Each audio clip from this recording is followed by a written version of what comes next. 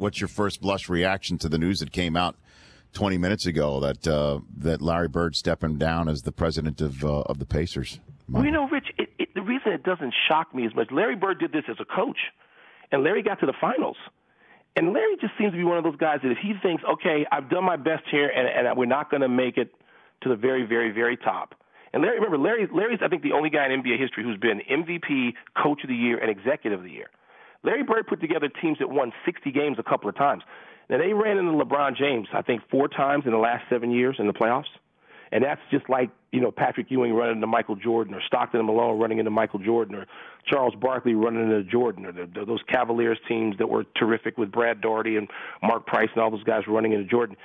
That's sort of this generation's version of that. And Bird, said, okay, I'm going to let somebody else try this. And he put together some terrific teams. He drafted Paul George. Paul George didn't even make it to the NCAA tournament. He drafted Paul George, Danny Granger, the injury to Danny Granger. If you have George and Granger together healthy, that seems to be like a pretty good way to go. The big mistake, of course, was on his resume is getting rid of Kawhi Leonard on draft night.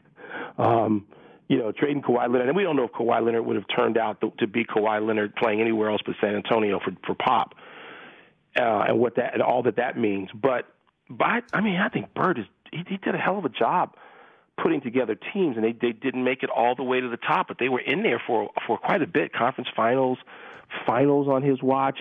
When he might not have been the name executive that year, but Bird, remember, was a consultant. And after being a coach, he stepped away for a minute. And so, wow, I was hoping it was kind of cool to have Bird and Magic together at the same time as executives, and we're not exactly going to have that, are we? The Rich Eisen Show, weekdays at noon Eastern on Audience.